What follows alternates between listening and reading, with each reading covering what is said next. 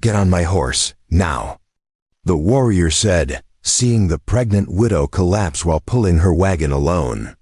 Montana Territory, 1878. The high plains of Montana stretched endlessly in every direction, a sea of golden grass bending under the weight of an unforgiving sun.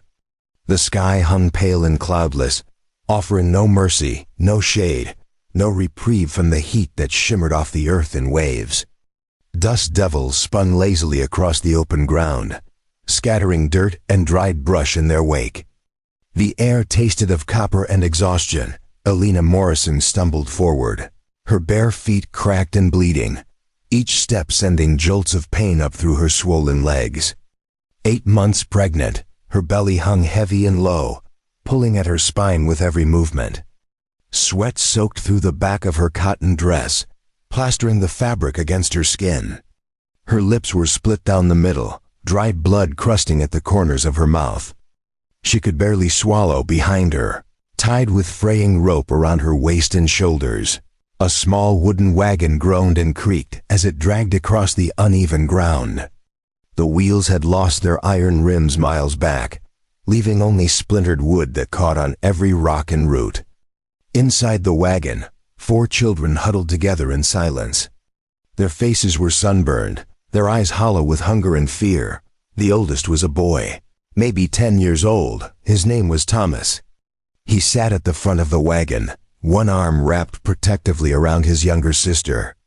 A girl of 7 named Lily, her blonde hair hung limp and tangled, her small hands gripping a cloth doll that had lost most of its stuffing. Behind them sat 2 more children, twins, a boy and girl, both barely 5 years old. They leaned against each other, too weak to cry, too tired to speak. Elena had found them 3 days ago, wandering along the trail near the burned remains of a settler's camp. Their parents had been killed by a band of outlaws, men who took everything, food, horses, weapons, and left only ash and silence behind. The children had been hiding in a root cellar when it happened, pressed together in the dark, listening to the screams above. When Elena found them, they were covered in dirt, trembling, unable to say their own names. She had no food to give them. She had no water to spare. But she took them anyway, because leaving them would have been the same as killing them herself. Now they were hers, whether she could carry the weight or not. Her own daughter, 3 years old, rode strapped to her back in a sling made from torn bedsheets. The child's name was Rose, and she had stopped crying 2 days ago. Now she only whimpered softly, her tiny fingers clutching at Elena's neck, her breath hot and shallow against her mother's skin. Elena's husband had been dead for 6 weeks. A rattlesnake bite, quick and brutal, his legs swelling black within hours. She had tried to save him, cutting the wound, sucking out the poison, praying until her voice gave out. But he died anyway, shaking and fevered, his last words a whisper she couldn't quite hear. The horse that had pulled their wagon died 4 days later, collapsing in the traces from dehydration and exhaustion. Elena had wept over its body, not because she loved the animal, but because she knew what it meant. No horse meant no help. No help meant death, so she tied the rope around herself and pulled. The sun climbed higher. The heat became unbearable. Elena's vision blurred at the edges, dark spots dancing in front of her eyes. Her knees buckled once, twice, and she caught herself each time, gritting her teeth, forcing her legs to move. But the 3rd time, her body gave out completely. She collapsed forward onto her hands and knees, gasping for air, the rope pulling tight across her shoulders. The wagon lurched to a stop behind her. Rose whimpered louder, her small hands tugging at Elena's hair. Thomas climbed out of the wagon and ran to her side. "Ma'am," he said, his voice cracking with panic. "Ma'am, please get up," Elena tried. She pressed her palms into the dirt and pushed, but her arm shook violently and gave out. She collapsed onto her side, chest heaving, tears streaming down her dust-covered face. "I can't," she whispered. "I can't do it anymore." Thomas knelt beside her, his face pale with terror. Lily climbed down from the wagon and stood frozen, staring at Elena with wide, uncomprehending eyes. The twins didn't move. They just watched, silent and still, as if they had already accepted what was coming. Elena closed her eyes. The sun burned against her eyelids. She felt Rose's weight on her back, felt the rope cutting into her shoulders, felt the baby inside her kicking weakly, as if protesting the decision her body had already made. Then she heard it. Hoofbeats. At first, she thought it was a dream, a hallucination brought on by heat and desperation. But the sound grew louder, closer, the rhythmic pounding of hooves against hard earth. She forced her eyes open and turned her head. A rider approached from the east, moving fast across the open plain. The horse was a tall buckskin mar, muscled and sure-footed, its coat gleaming gold in the sunlight. The rider sat straight-backed and still, moving with the horse, as if they were one creature. As he drew closer, Elena saw him clearly.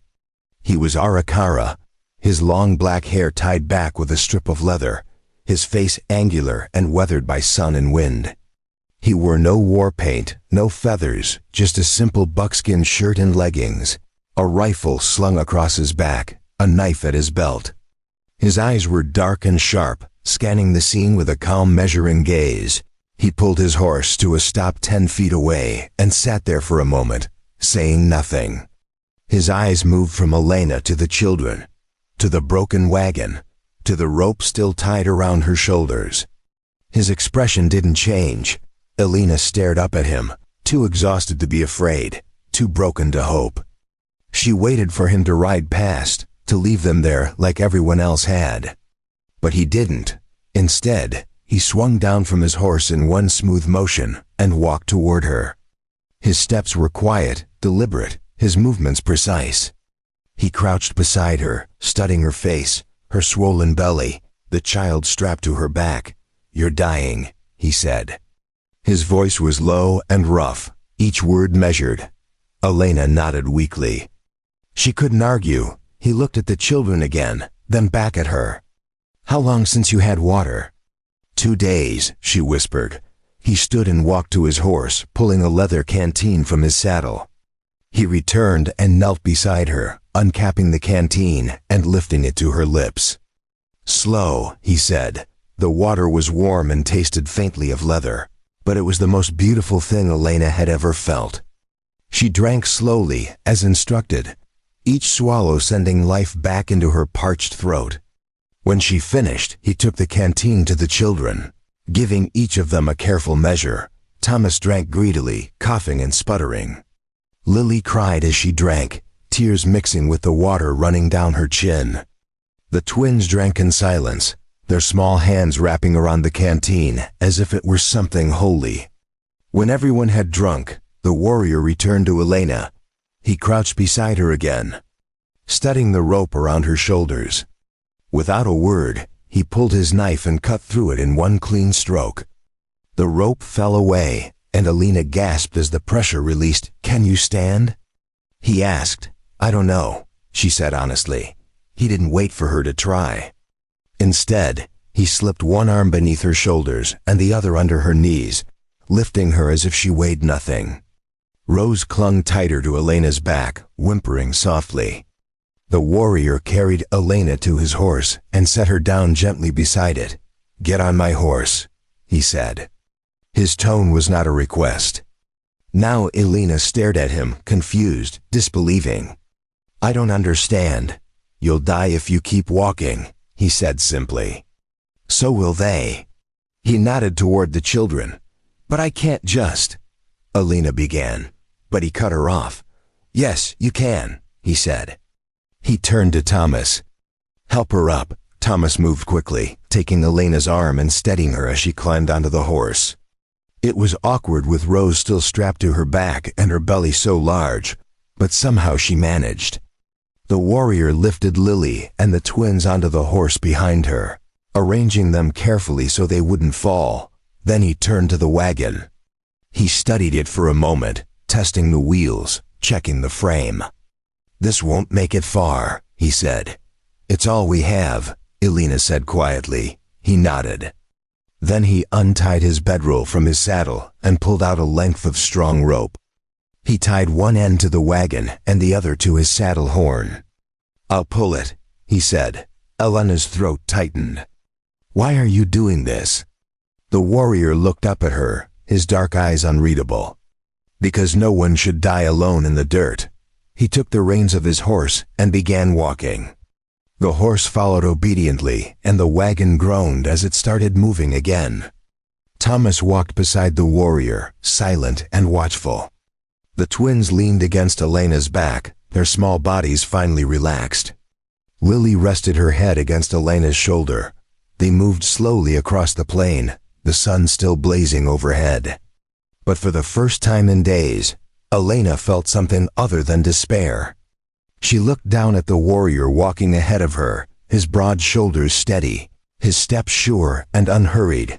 "What's your name?" She called out. He didn't turn around. "Mapialuda. I'm Elena," she said. "Elena Morrison." He nodded once but said nothing more. They walked in silence for hours, the landscape unchanging around them. The sun began its slow descent toward the western horizon, painting the sky in shades of amber and rose. The heat eased slightly, though the air still hung thick and heavy. Elena's body ached from sitting astride the horse, but it was a bearable pain compared to the agony of pulling the wagon. Mapialuda never stopped, never slowed, never complained. He simply walked, one foot in front of the other, the rope taut between his saddle and the broken wagon. His mare followed him with patient trust, her hooves finding purchase on the uneven ground. The wagon creaked and groaned behind them, but it held together. As twilight approached, Mapialuda finally stopped. They had reached a shallow ravine where a thin stream trickled over smooth stones.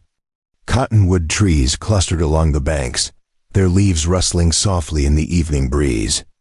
It was the first shade Elena had seen in days. "We camp here," Mapialuda said. He helped Elena down from the horse, supporting her weight as her legs trembled beneath her. He lifted the children down one by one, setting them gently on the ground near the stream. "Thomas," he said, addressing the boy directly, "gather wood for a fire." "Small branches, dry ones." Thomas nodded eagerly, grateful to have a task, something useful to do. He disappeared into the brush, and Lily followed him. Mapialuda unsaddled his mare and led her to the stream to drink. He filled his canteen, then brought it to Elena and the younger children. "Drink more," he said. "You need it." Elena obeyed, passing the canteen to Rose and the twins. The water was cold and clear, tasting of stone and earth. It was the most delicious thing she had ever tasted. While the children drank, Mapialuda began setting up camp with efficient, practiced movements.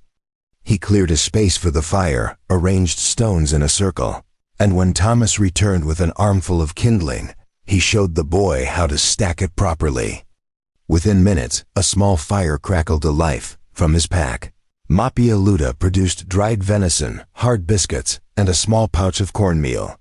He mixed the cornmeal with water in a battered tin pot and set it over the fire to cook. The smell of food made Elena's stomach clench with desperate hunger. The children gathered around the fire, their eyes fixed on the pot. Mapialuda noticed their stares but said nothing. He simply waited, tending the fire, turning the pot occasionally.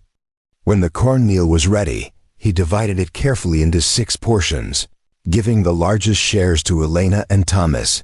"Eat slow," he warned. "Your stomachs aren't ready for much." They ate in silence, savoring every bite.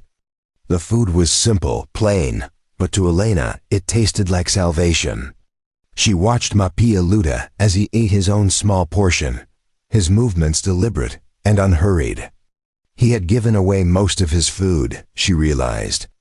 He had kept almost nothing for himself. When the meal was finished, Mapialuda pulled a worn blanket from his pack and spread it on the ground near the fire. "You and the little ones sleep here," he said to Elena. "Boy, you sleep there." He pointed to a spot closer to the wagon. "Where will you sleep?" Elena asked. "I won't," he said simply. Elena wanted to argue, wanted to insist that he rest, but the exhaustion in her bones was too great. She settled onto the blanket with Rose curled against her chest, and the twins pressed close on either side. Lily lay down nearby, her cloth doll clutched tight. Within minutes, all of them were asleep. Elena woke once in the deep of night. The fire had burned down to glowing embers. The stars overhead were brilliant and countless, scattered across the black sky like thrown diamonds.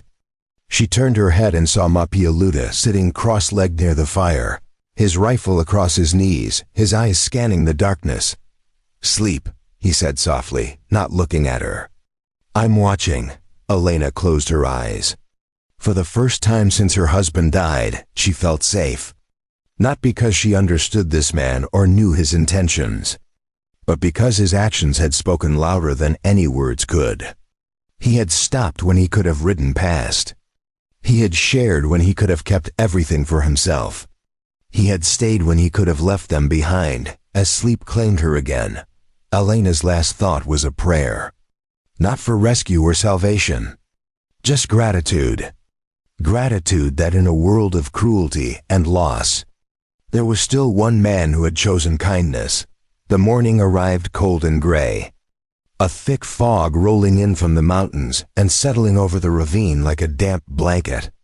Elena woke to the sound of the fire crackling, fresh wood feeding flames that pushed back the chill. She sat up slowly, her body stiff and aching, the baby in her belly pressing hard against her ribs. Rose still slept against her chest, breathing soft and steady. Mapialuda crouched by the fire, turning strips of meat over the flames on a makeshift spit. The smell made Elena's mouth water. He glanced at her briefly, then returned his attention to the cooking. "There's water in the pot," he said, nodding toward a dented tin container sitting on a flat rock. "Boiled it at dawn." Elena reached for the pot, her hands trembling slightly. The water was still warm, and she drank deeply before gently waking Rose. The little girl blinked up at her mother with confused eyes, then buried her face in Elena's shoulder. The twins woke next, followed by Lily and Thomas. They gathered around the fire without speaking, watching Mapialuda with a mixture of curiosity and caution. He divided the meat between them, again keeping the smallest portion for himself. "Rabbit," he said. "Caught it before sunrise." Thomas accepted his share with both hands, his eyes wide. "Thank you, sir," he said quietly. Mapialuda nodded once but didn't respond. They ate quickly, the meat tough but flavorful, seasoned with wild herbs Mapialuda had gathered from the stream bank. When the meal was finished, he stood and walked to his mare, checking her hooves and running his hands along her legs. "We move soon," he said. "There's a trading post 2 days north. You'll find help there." Elena's heart sank. 2 days. She looked at the children, at their thin faces and hollow eyes, at the broken wagon that barely held together. 2 days seemed impossible. But she nodded anyway. "We'll be ready." Mapialuda loaded the wagon with practiced efficiency, securing the canvas cover and testing the rope that connected it to his saddle. He helped Elena onto the mare again, then lifted the children. Thomas insisted on walking this time, wanting to prove he could keep pace. Mapialuda studied the boy for a moment, then nodded. "Stay close," he said. They moved out as the fog began to lift, revealing a landscape of rolling hills covered in sagebrush and scattered pines. The trail was rough, cutting through rocky terrain that made the wagon lurch and groan. Mapialuda walked steadily, his eyes constantly scanning the horizon. Elena noticed he kept one hand near the rifle slung across his back. The sun climbed higher as they traveled, burning away the last wisps of fog and replacing the morning chill with steadily building heat. The terrain grew more challenging, the trail narrowing as it wound between rocky outcroppings and dense thickets of scrub oak. The wagon wheels caught on stones and roots, jerking the whole contraption sideways. Each time it happened, Mapialuda would stop, assess the damage, and adjust the rope before continuing. Thomas walked beside him, trying to match the warrior's long strides. The boy's face was set with determination, though Elena could see the exhaustion in the way his shoulders slumped. "Sir," Thomas said after a long silence, "why are you helping us?" Mapialuda didn't answer immediately. He kept his eyes on the trail ahead, his expression unreadable. Finally he said, "When I was young, a white trapper found me half frozen in the mountains. He could have left me. Instead, he built a fire and shared his food. He asked nothing in return. What happened to him?" Thomas asked. "He rode away the next morning. I never saw him again." Mapialuda glanced down at the boy. "But I'm alive because he stopped." Sometimes that's reason enough. Thomas thought about this for a moment, then nodded. They walked in silence after that, the only sounds the creaking of the wagon and the rhythmic thud of hooves on packed earth. By midday, the sun beat down with punishing intensity. They stopped beside a cluster of boulders that offered a sliver of shade. Mapialuda helped Elena down, and she swayed on her feet, the world tilting dangerously. He steadied her with a firm hand on her elbow. "Sit," he said, guiding her to a flat rock. "Drink." He passed around his canteen, watching carefully as each child drank. Elena noticed the water level was getting low. They would need to find another stream soon, or they would all be in trouble. As if reading her thoughts, Mapialuda said, "There's water ahead. 3, maybe 4 hours. How do you know?" Elena asked. He pointed to a line of cottonwood trees visible in the distance, their green tops standing out against the brown landscape. "Trees like that need water. There's a creek that runs through there. Should be flowing this time of year." Elena looked at the trees, then at the sun overhead. 4 more hours in this heat. She wasn't sure she could make it. The baby had been kicking hard all morning, and her back felt like it was being twisted in 2 different directions. But she didn't say anything. Complaining wouldn't change anything. The children collapsed in the shade, exhausted from the heat and the walking. Rose whimpered softly, her small face flushed red. Elena wet a corner of her dress with water from the canteen and dabbed it on the child's forehead and cheeks. Lily sat with her doll, rocking it gently and singing a song so quiet Elena could barely hear it. The twins had fallen asleep almost immediately, curled together like puppies. Mapialuda moved to the wagon and began inspecting it more thoroughly than before.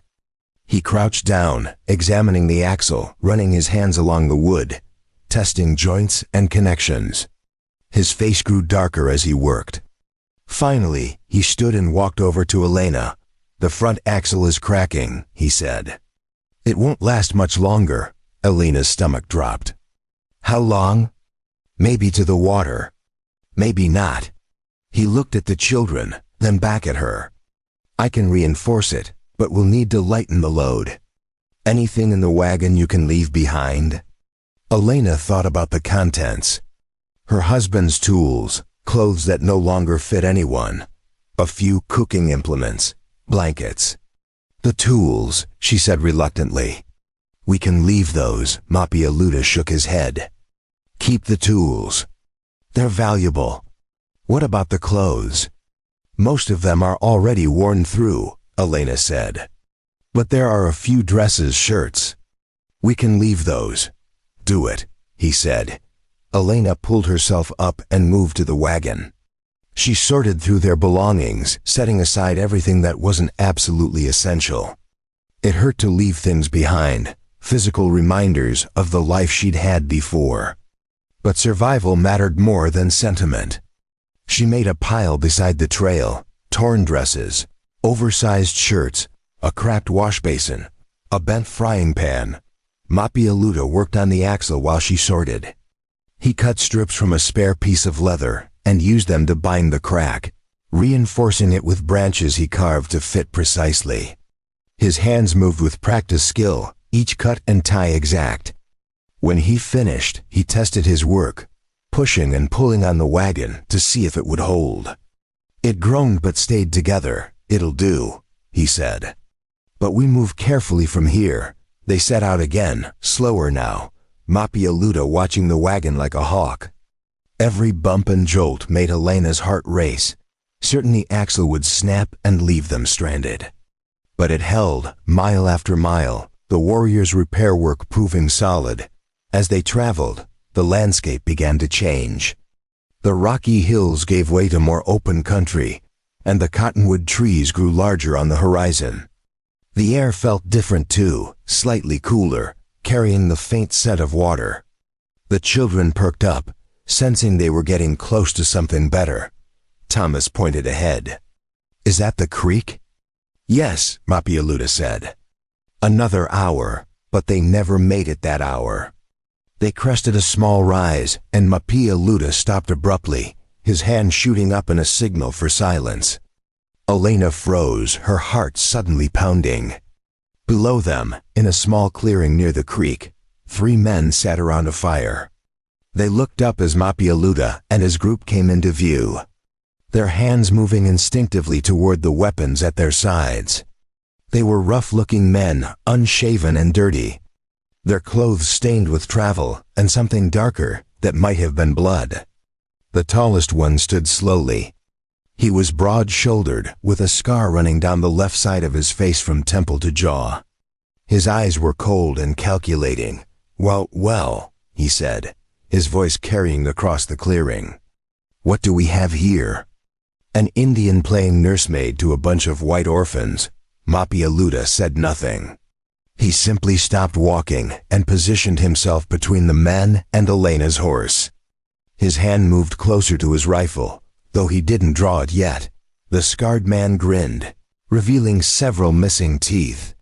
"That's a fine horse you got there, friend. And that wagon looks like it might be carrying something valuable. Why don't you share with your fellow travelers? We've been out here a long time, and we're running low on supplies." "Move on," Mapialuda said, his voice low and steady. "We have nothing for you." The second man stood now, shorter but wiry, with cruel eyes and a knife handle visible at his belt. "That's not very neighborly. Out here on the frontier, people are supposed to help each other. Isn't that right?"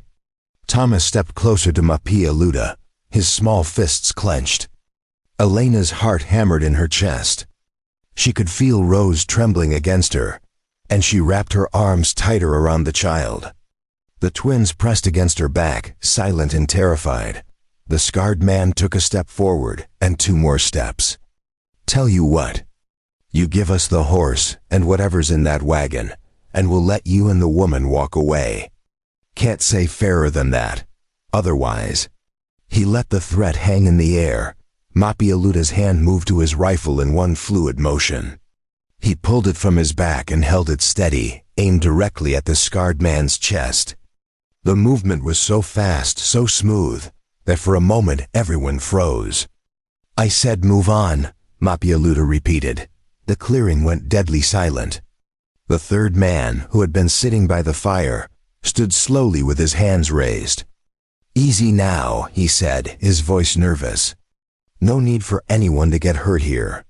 We're just talking. Talking's done," Mapialuda said. "Right away." Now, the scarred man's eyes narrowed and his hand twitched toward his gun. "You think you can take all 3 of us? You might get 1 shot off, maybe drop one of us. But the other 2 will be on you before you can reload. Then what happens to the woman and the kids?" "You'll be dead," Mapialuda said calmly.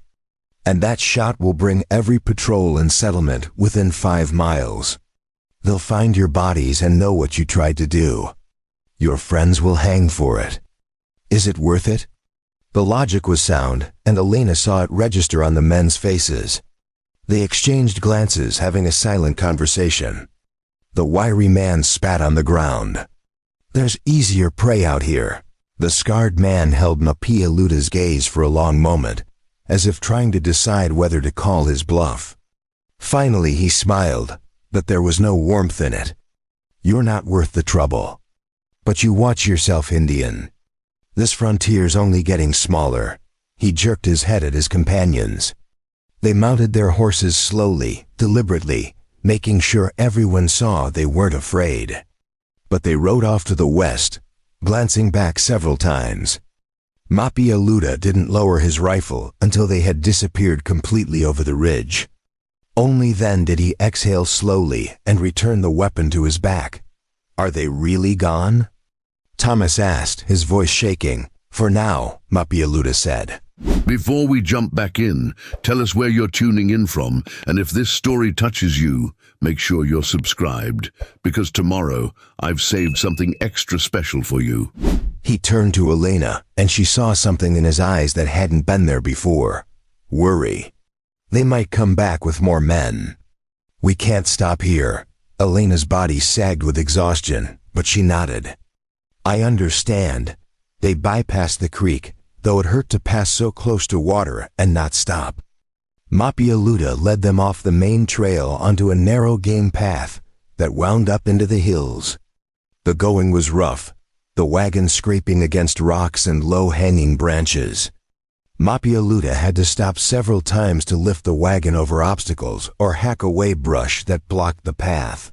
The sun began to set, painting the sky in shades of orange and purple. Shadows lengthened across the hillsides. Finally, as full darkness fell, they reached a small plateau hidden among tall pines. A rocky overhang provided natural shelter, and a tiny spring bubbled up from between two boulders, creating a small pool before trickling away down the hillside. "Here," Mapialuda said. "We'll be safe tonight." He helped Elena down, and she nearly collapsed, her legs buckling beneath her. He caught her easily and guided her to a flat spot beneath the overhang. "Rest," he said. "I'll see to everything else." The children tumbled down beside her, exhausted and frightened. Thomas tried to help Mapialuda with the wagon, but the warrior shook his head. "You did good today. Rest now." The boy didn't argue. He settled next to Lily, and within minutes both of them were asleep. Mapialuda built a small fire, keeping it low and smokeless so it wouldn't be visible from below. He filled his canteen and a pot from the spring, then brought water to Elena and the children. "Drink all you can," he said. "We'll fill everything before we leave in the morning." Elena drank gratefully, then helped Rose and the twins. The cold water was like medicine, washing away some of the fear and exhaustion. When everyone had drunk their fill, Mapialuda pulled out the last of his dried meat and divided it carefully. "There wasn't much left. This is the last of your food," Elena said. "What will you eat tomorrow?" "I'll hunt at first light," he said. "Don't worry about me." But Elena did worry. He had been giving them most of his supplies, going without so they could eat. She watched him as he checked the wagon one more time, as he positioned himself at the edge of the plateau where he could watch the trail below. His shoulders were straight, his posture alert despite the long day. He never complained, never showed weakness. Elena tried to stay awake, tried to keep watch with him, but her body betrayed her. She fell asleep with Rose in her arms and the sound of the fire crackling softly. In her dreams, she saw the scarred man's face, saw his hands reaching for her children, but each time Mapialuda stepped between them, solid and unmovable as the mountains themselves. She woke once in the deep night to find him still sitting in the same position, his rifle across his knees, his eyes fixed on the darkness below. The fire had burned down to coals, giving off just enough light to see his profile. He looked tired, she realized. Deeply, bone-tired. But he didn't move from his post. "You should sleep," she whispered. He turned his head slightly, acknowledging he'd heard her. "I will, when you're safe. You've already done so much," Elena said. "More than anyone could ask. Not enough," he said. "Not yet." Elena wanted to tell him that he didn't owe them anything more, that he had already saved their lives twice over. But the words stuck in her throat because she knew they weren't true. They still needed him. Without him, they would already be dead or worse. So instead, she said the only thing that mattered. "Thank you." Mapialuda didn't respond immediately. He stared out at the darkness for a long moment. Then, so quietly she almost didn't hear it, he said, When I found you on that trail, I saw my mother. She died trying to save children who weren't hers. She pulled them from a burning lodge and went back for more. The smoke took her. He paused. I couldn't save her. But maybe I can save you. Elena felt tears stream down her face. She understood now. This wasn't just kindness. This was redemption. This was a man trying to make peace with a past he couldn't change by changing someone else's future. She wanted to tell him that his mother would be proud, that what he was doing mattered, but her voice failed her. Mapialuda stood and added more wood to the fire. Sleep now, he said. Tomorrow will be hard. Elena closed her eyes, but sleep didn't come easily. She lay there listening to the night sounds, the wind in the pines, the distant call of an owl, the steady breathing of the children around her. And beneath it all, the quiet presence of the man who had chosen to save them when he could have ridden past. She prayed that somehow, they would all survive long enough to reach safety. She prayed that Mapialuda would find whatever peace he was searching for. And she prayed that when this was over, she would find a way to repay the debt she owed him, even though she knew some debts could never truly be repaid. Dawn came wrapped in silver mist, the world hushed and still as if holding its breath. Elena woke to find Mapialuda already gone, only the faint warmth of the fire pit indicating he had been there at all. The children still slept in a tangle of limbs and shared blankets, their faces peaceful in the early light. She sat up carefully, her back screaming in protest, the baby rolling heavily inside her. A sound drew her attention to the edge of the plateau. Mapialuda emerged from the tree line carrying 2 fat sage grouse by their feet, already plucked and cleaned. He moved silently despite his size, his moccasins making no sound on the rocky ground. When he saw Elena was awake, he nodded once and set about building up the fire. You've been hunting, Elena said, keeping her voice low so as not to wake the children. We need food for the journey, he replied, spitting the birds and positioning them over the flames. The trading post is still a full day ahead, maybe more with the wagon. Elena watched as he worked, his movements efficient and practiced. The smell of roasting meat soon filled the air, rich and savory. One by one, the children stirred. Thomas sat up first, rubbing his eyes, then froze when he saw the birds cooking. Is that breakfast?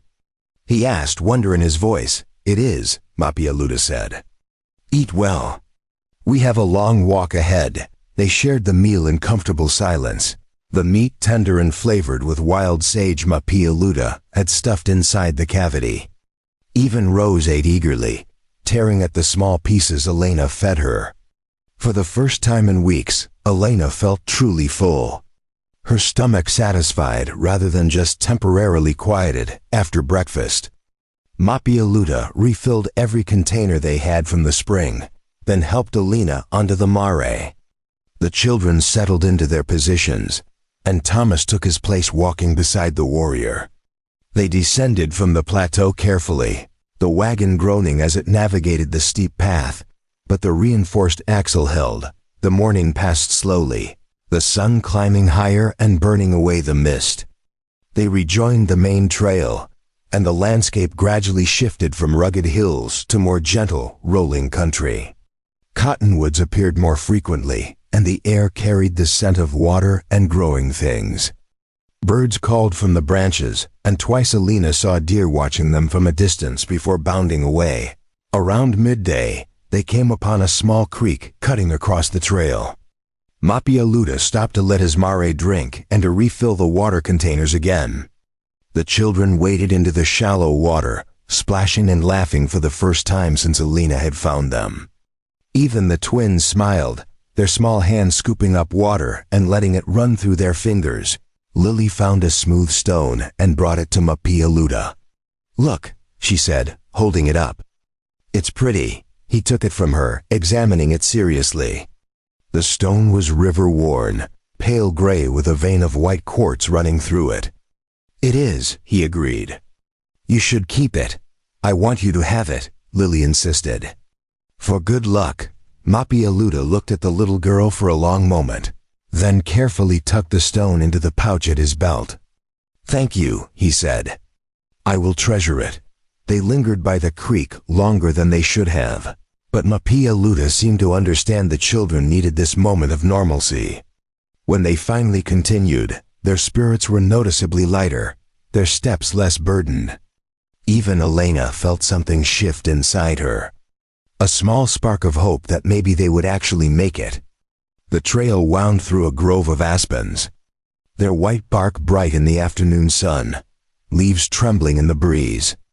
The shade was a blessed relief from the heat. Thomas walked ahead with Mapialuda, asking questions about tracking and hunting. The warrior answered patiently, pointing out signs Elena would never have noticed. A broken twig, a disturbed patch of soil, the particular way grass bent when an animal had passed through. "How do you know all this?" Thomas asked. "By watching," Mapialuda said. "The land tells stories if you know how to listen. See there?" He pointed to a cluster of bushes. "Rabbits sleep in that thicket. You can tell by the droppings and the way the lower branches are nibbled." Thomas studied the bushes intently, his young face serious with concentration. "Will you teach me more?" "If there is time," Mapialuda said. Something in his tone made Elena's heart clench. "If there is time." The words hung between them like a prophecy. When they reached the trading post, Mapialuda would leave them. He had his own path to follow, his own life to lead. They were just travelers he had helped along the way. The thought of losing him, of facing the future without his steady presence, terrified her more than she wanted to admit. They emerged from the aspen grove onto higher ground, and Mapialuda stopped abruptly. His body went tense, and his hand moved to his rifle. Elena followed his gaze and felt her blood run cold. Below them, spread across a wide meadow, was an encampment. Not the rough camp of outlaws or travelers, but an organized military position. White canvas tents arranged in neat rows, horses picketed in lines, soldiers moving about in blue uniforms. "Cavalry," Mapialuda said quietly. "At least 2 companies. Can we go around?" Elena asked, her voice tight with worry. He shook his head. "The trail splits here. One path goes through their camp to the trading post. The other goes west into the Badlands. 3, maybe 4 extra days, and we don't have supplies for that. What do we do?" Thomas asked, his earlier excitement replaced by fear. Mapialuda stood silent for a long moment, his jaw tight. Elena could see him weighing options, calculating risks. Finally he said, "We go through. But I need you all to listen carefully." He looked at each child in turn, then at Elena. "When we reach the camp, you do not know me. You found the horse wandering loose. You are traveling alone to meet family at the trading post. Do you understand?" "But that's a lie," Lily said, confused. "It's safety," Mapialuda said firmly. "Soldiers don't always treat my people well. If they think I'm with you, it might cause trouble. Better they believe you're just another widow passing through." Elena understood immediately. She had heard the stories, seen the aftermath of conflicts between cavalry and tribes. An Arikara warrior traveling with white children would raise questions, suspicions, possibly violence. "We'll do as you say," she told him. Mapialuda nodded, then began untying the rope that connected the wagon to his saddle. He worked quickly, his movements sharp with tension. When the wagon was free, he handed the rope to Thomas. "You pull it now. Can you manage?" Thomas gripped the rope with both hands. "Yes, sir. I'll follow at a distance," Mapialuda continued. "Far enough that we don't seem connected. When you reach the far side of the camp, wait by the big oak tree there." He pointed to a massive tree visible beyond the tents. "I'll find you after dark. What if something happens?" Elena asked. "What if they stop us?" "Tell them the truth," he said. "Your husband died. You found these children. You're heading to the trading post. They have no reason to hold you. He paused, his dark eyes meeting hers. "But if I don't come by midnight, you go on without me. Promise me." "I won't leave you," Elena said. "Promise him," he repeated, his voice hard. "Those children need to reach safety more than they need me." Elena wanted to argue, but she saw the determination in his face. "I promise," she whispered. Mapialuda helped her down from the mare, then lifted the children into the wagon. He checked the harness one more time, making sure everything was secure. His hands lingered on the wagon rail for a moment, and Elena saw him glance at the children with something that might have been regret. Then he stepped back. "Go now," he said. "Walk steady. Don't hurry. You're just travelers, nothing more." Thomas picked up the rope and began pulling. The wagon lurched forward, and Elena fell into step beside it, one hand on Rose, who clung to her back, the other steadying herself against the wagon. She didn't look back, though every instinct screamed at her to turn around, to make sure Mapialuda was still there. They descended the slope toward the military camp, and Elena's heart hammered against her ribs. As they drew closer, she could make out details: soldiers cleaning rifles, others cooking over campfires, a few playing cards on upturned crates. The smell of wood smoke and coffee drifted on the breeze. A sentry spotted them and called out. 2 soldiers approached, their rifles held casually but ready. They were young, both barely older than boys, their uniforms dusty but well maintained. "Hold there," one of them said, not unkindly. "State your business." Elena forced herself to meet his eyes. "I'm traveling to Fort Benton," she said, naming the trading post Mapialuda had mentioned, "to meet my sister's family. My husband passed some weeks back." The soldier's expression softened slightly. "Sorry for your loss, ma'am." "These your children?" "Some are mine," Elena said carefully. "The others I found along the trail. Their parents were killed by outlaws." The second soldier frowned. "You're traveling alone? A woman in your condition with all these young ones?" "I have little choice," Elena said. "We can't stay on the trail forever." The first soldier looked past her, scanning the area. "Where'd you get the wagon and supplies?" Elena's mind raced. "Found the wagon abandoned. The horse was wandering near a creek 2 days back. I think it belonged to whoever attacked those children's family." It was a plausible story, and the soldiers seemed to accept it. The first one nodded.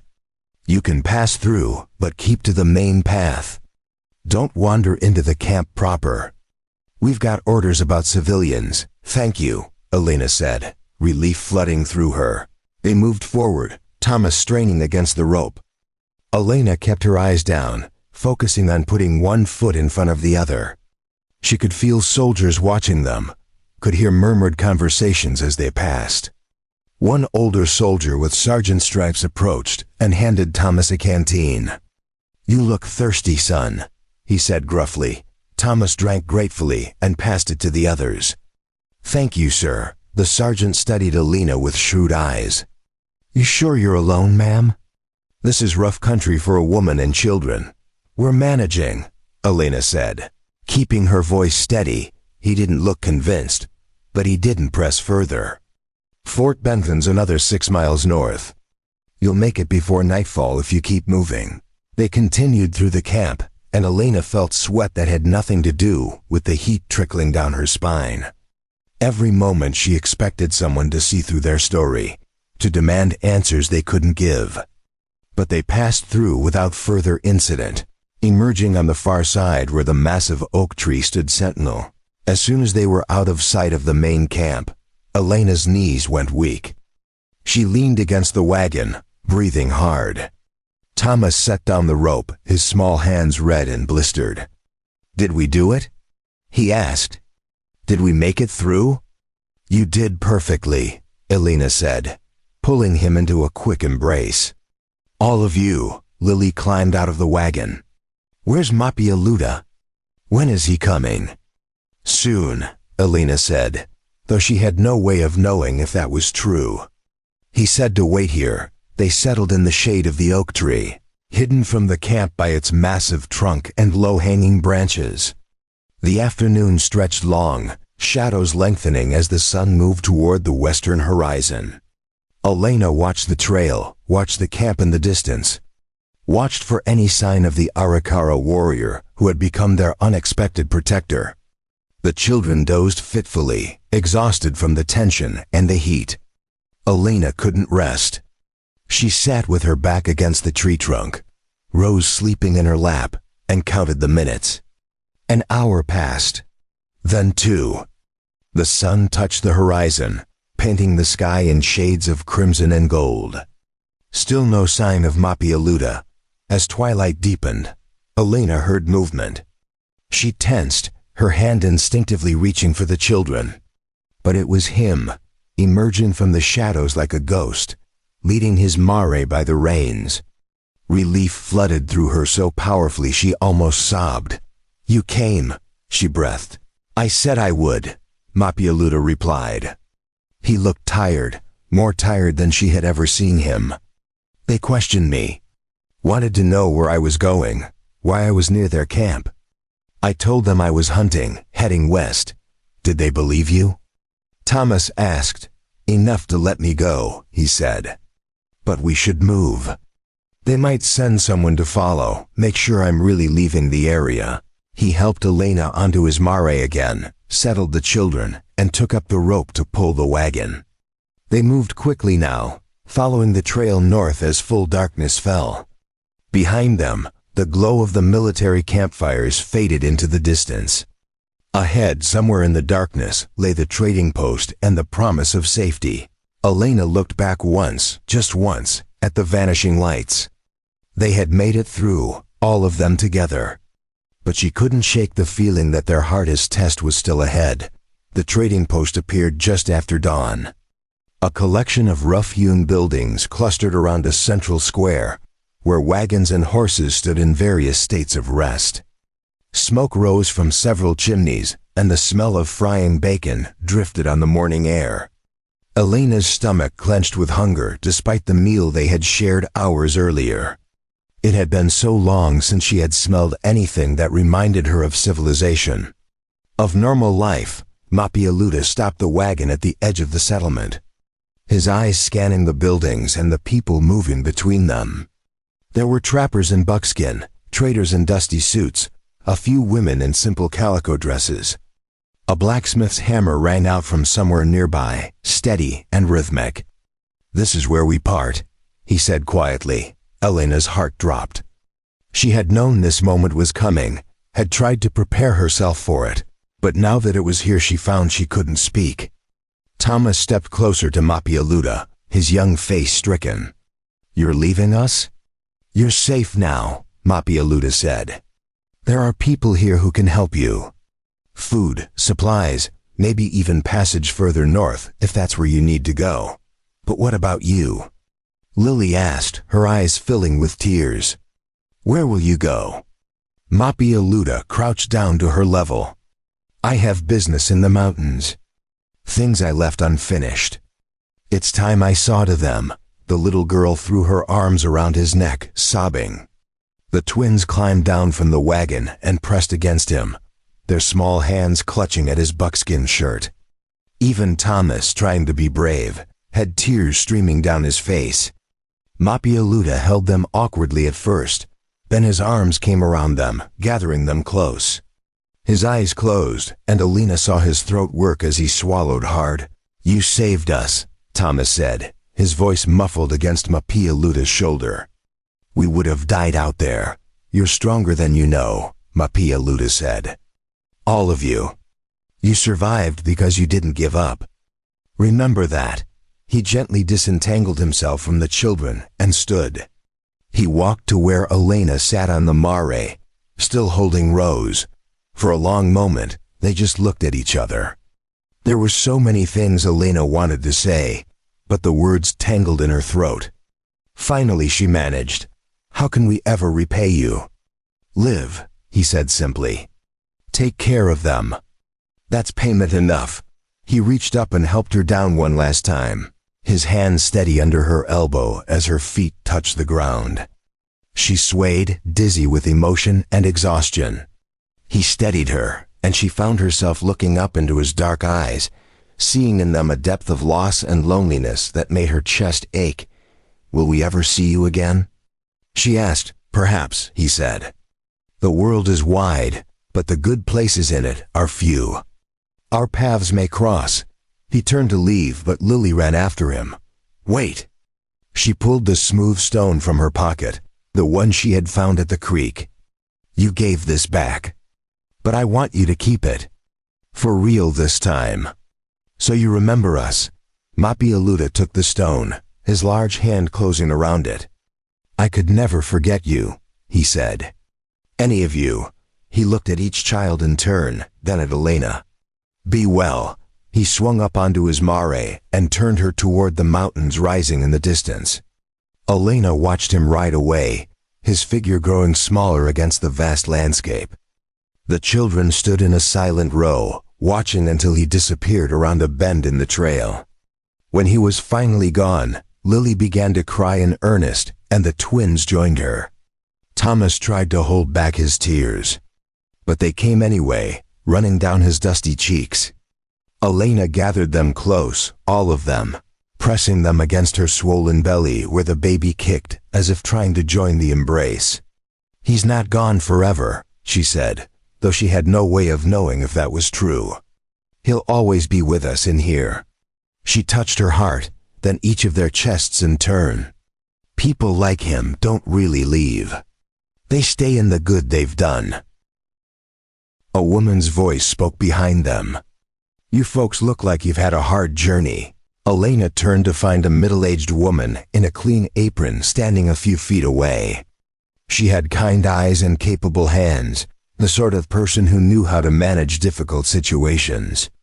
"We have," Elena admitted. "We're hoping to find help here." The woman took in the broken wagon, the exhausted children, Elena's pregnant belly. "I'm Martha Hendricks. My husband and I run the general store. Come on, let's get you and these little ones inside.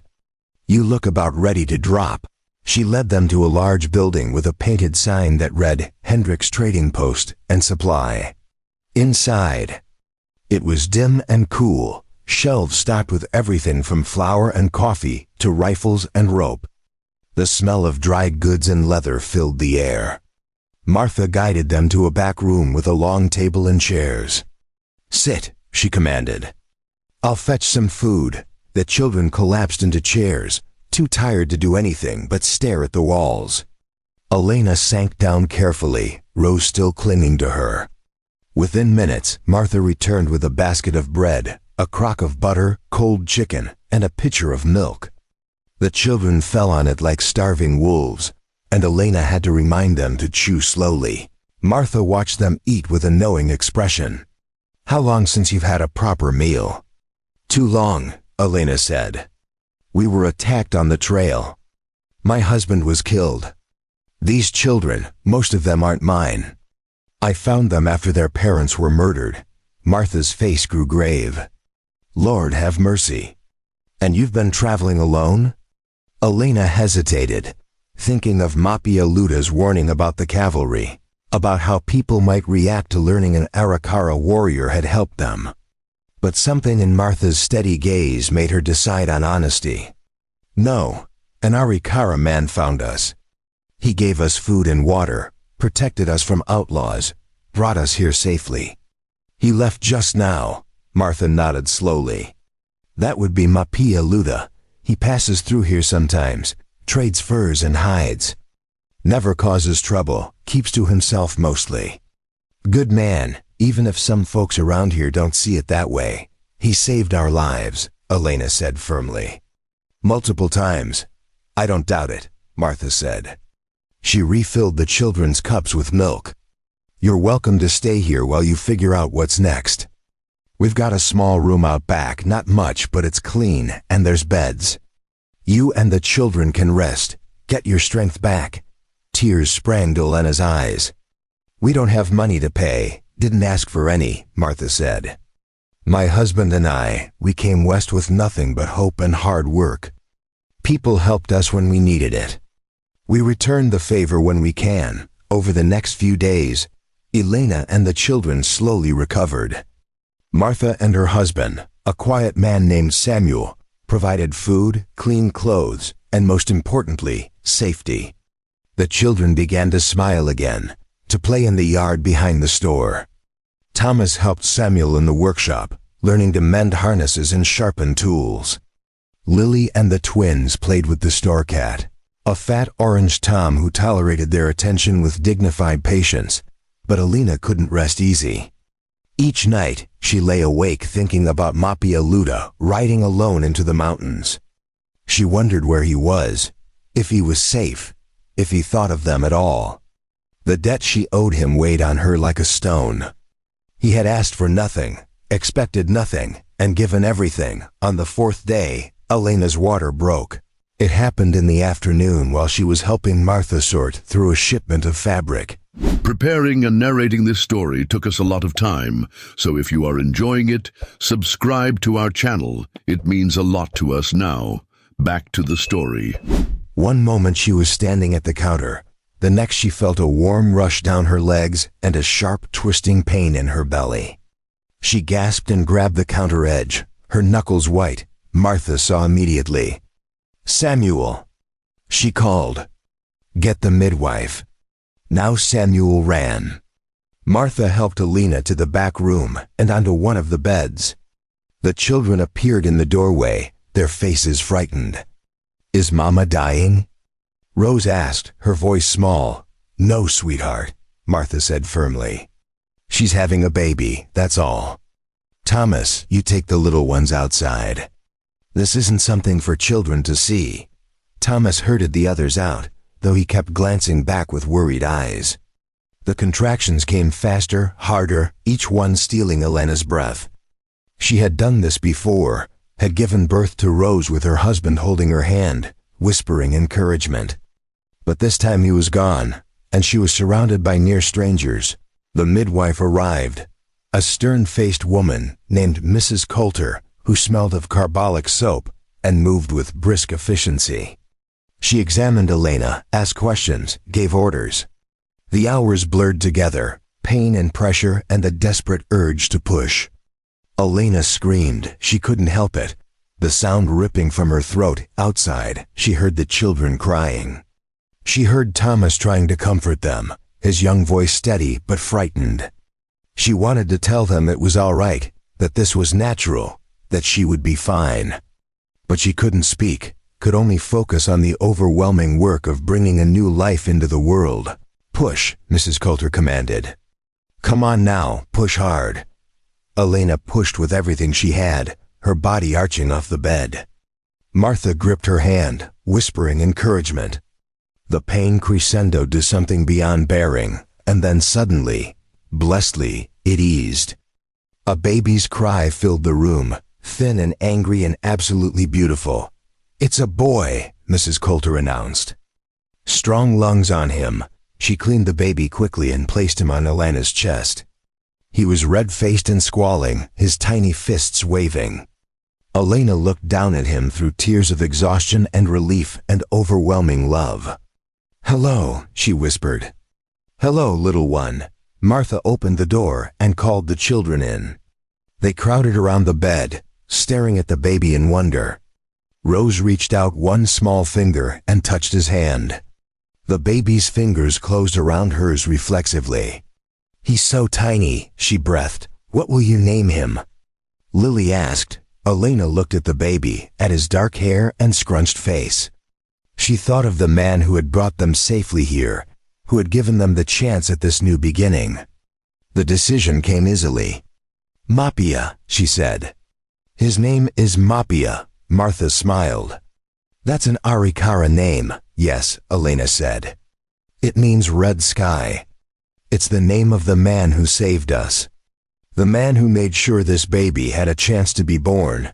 Over the next weeks, Elena recovered slowly. Baby Mapia proved to be healthy and strong, nursing well, sleeping in fitful bursts.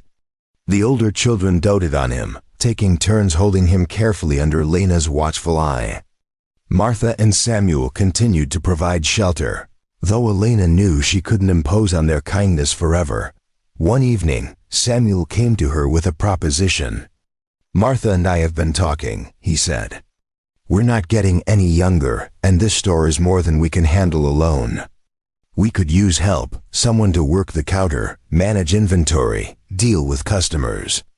The pay isn't much, but it comes with room and board. You and the children would have a place here, safe and permanent." Elena stared at him, barely able to believe what she was hearing. "You would do that? For us?" "You're a hard worker," Samuel said. "We've seen that. And those children need stability, a home."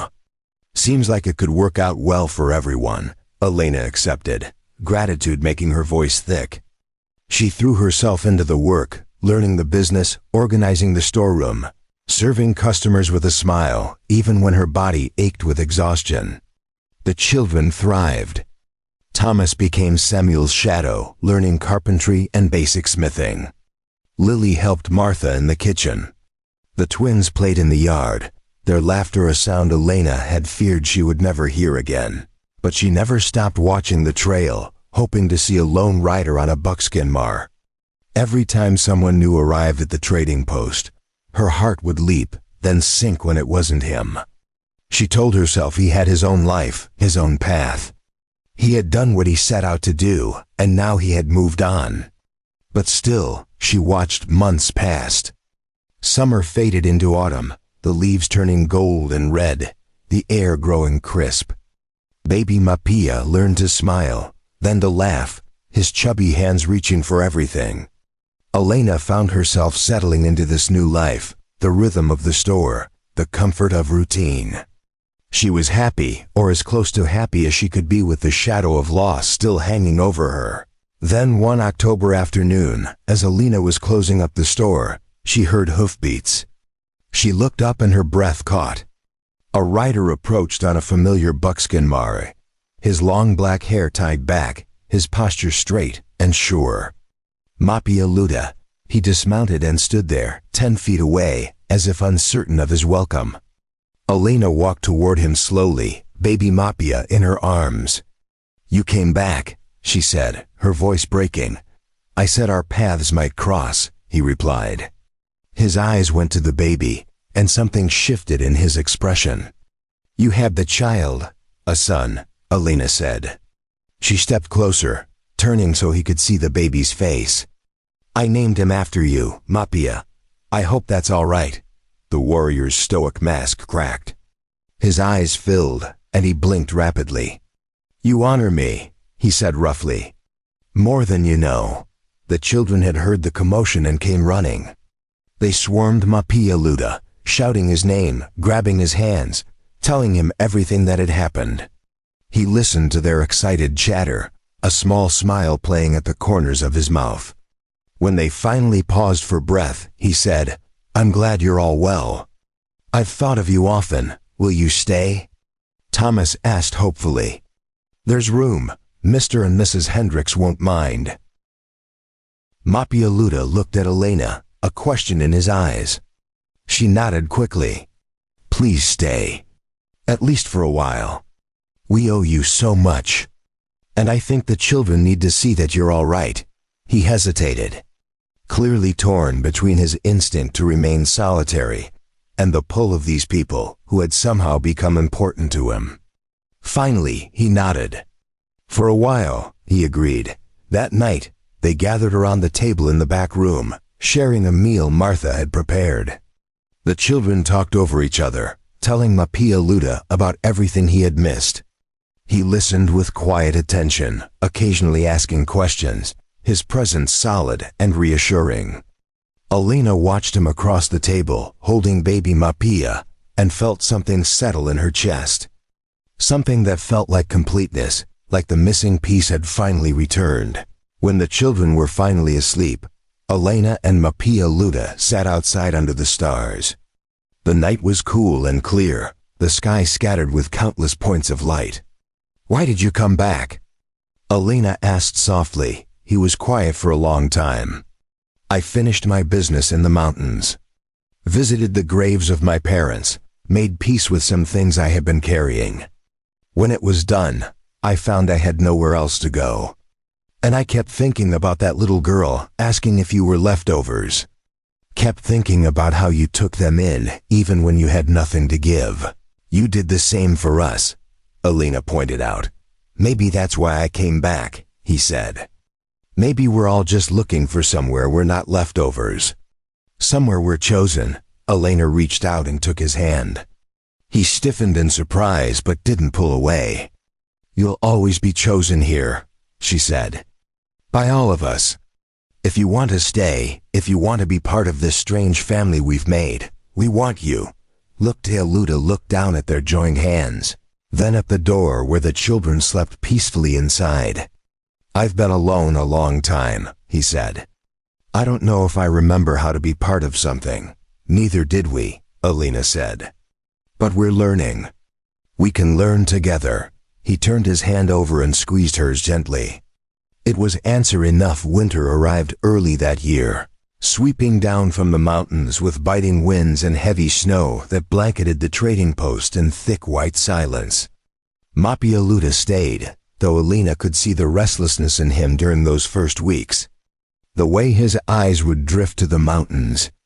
The way he would stand at the window watching the horizon as if expecting someone to call him back to his solitary life. But the children wouldn't let him retreat. Thomas followed him everywhere, pestering him with questions about tracking and survival.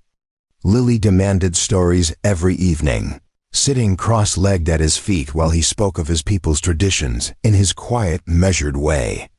The twins treated him like a piece of furniture they could climb on, scrambling onto his lap without invitation, falling asleep against his chest while he sat motionless. Afraid to disturb them, Samuel put him to work immediately, recognizing both his skill and his need for purpose. Together they reinforced the barn before the worst of winter hit, replaced rotted boards on the storefront, and built a proper crib for baby Mapia. The warrior's hands proved as skilled with hammer and saw as they were with knife and rifle. He worked with focused intensity, speaking little but accomplishing much. Martha watched him with shrewd eyes, taking his measure in the way she did everyone. One morning, while Elena was nursing the baby, Martha said quietly, "That man carries a lot of weight on his shoulders." "He's lost everyone," Elena replied. "His family, his people. He's been alone for so long I don't think he knows any other way to be." "Maybe that's changing," Martha observed. "I've seen the way he looks at you and the children. Like he's afraid if he blinks you'll all disappear." Elena had noticed it too, the way Luda would count heads whenever they gathered for meals, making sure everyone was accounted for. The way he would check the doors and windows each night before allowing himself to rest. The way he watched the trail for threats that never materialized. He was trying to protect them the only way he knew how. By remaining vigilant, by never letting his guard down. The first real test came in December when a group of trappers arrived at the trading post, half frozen and desperate for supplies. They were rough men who had spent months in the wilderness, their manners as crude as their appearance. They crowded into the store, tracking snow and mud across the clean floors, their voices loud and aggressive as they demanded whiskey and tobacco. Alina was working the counter alone when they came in. Samuel was at the blacksmith's, Martha was tending to a sick neighbor, and Luda was in the barn checking on Samuel's horse, who had come up lame. The children were in the back room, supposedly doing lessons, but more likely playing with the cat. The largest of the trappers, a bearded giant who reeked of old sweat and animal fat, leaned across the counter toward Elena. "Well now, aren't you a sight for tired eyes? What's a pretty thing like you doing stuck out here in the middle of nowhere?" "Running a business," Elena said firmly, keeping the counter between them. "What can I get for you gentlemen?" "Whiskey," another demanded. "And none of that watered-down slop. We want the real thing." Elena pulled bottles from the shelf and set them on the counter along with the tobacco they requested. "That'll be $8, the bearded man laughed. $8? That's robbery. We could get the same thing for half that at Fort Benson. Then perhaps you should have stopped at Fort Benson, Elena said evenly. The price is $8. His face darkened. You got a mouth on you, woman. Someone ought to teach you some manners. He reached across the counter and grabbed her wrist, his fingers digging in painfully. Elena tried to pull away, but his grip was iron. Let go, she said, her voice rising. Make me, he sneered. The door to the back room opened, and Thomas appeared, his young face set with fury. She said, let go. The trappers burst into laughter. Look at this, the little rooster's got his feathers up. Better run along, boy, before you get hurt. Thomas didn't run. He grabbed a broom handle leaning against the wall and swung it at the bearded man's arm. It was a clumsy blow, easily blocked, but it made the trapper angry. He released Elena and turned on Thomas, his meaty hand shooting out and catching the boy by the collar. He lifted Thomas off the ground, the child's feet kicking uselessly. You need to learn some respect, boy. The barn door slammed open, the sound like a gunshot in the tense air. Mapialuda stood in the doorway, snow still clinging to his hair and shoulders, his dark eyes blazing with controlled fury. He took in the scene instantly. Elena's frightened face, her reddened wrist, Thomas dangling from the trapper's grip. His hand moved to the knife at his belt. Put the boy down, Mapialuda said, his voice deadly quiet. The bearded man turned, still holding Thomas. When he saw who had spoken, his lip curled. An Indian. Should have known. You got some nerve telling me what to do, savage. Mapialuda walked forward with unhurried steps, but there was something coiled and dangerous in his movements, like a wolf closing in on prey. I'll tell you once more. Put him down. The other trappers moved to flank their companion, hands going to weapons.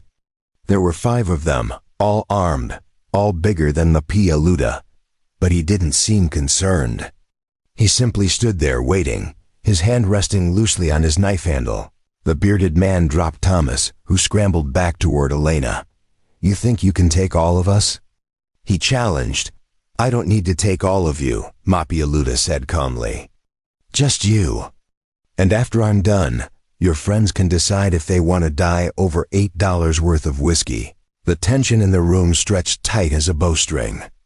Elena held her breath, one arm around Thomas, the other clutching baby Mapia, who had started to fuss.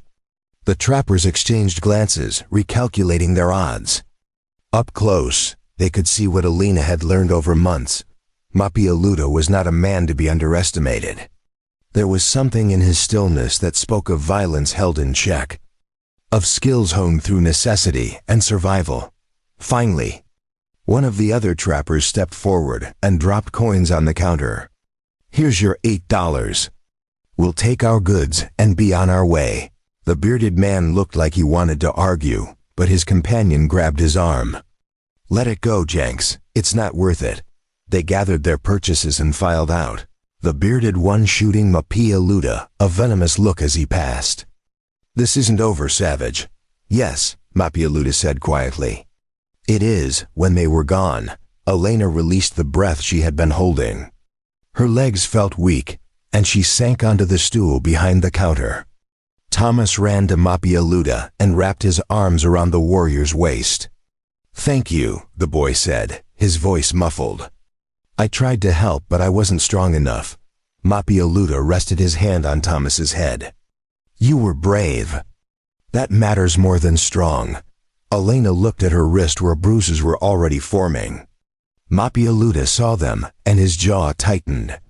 He walked over and took her hand gently, examining the marks. Did he hurt you anywhere else? No, Elena said. I'm fine. Just shaken. You shouldn't be alone in the store, he said. Not when men like that come through. I can't always have someone with me, Elena protested. We all have work to do. Then I stay nearby, he said firmly. Always close enough to hear if you call.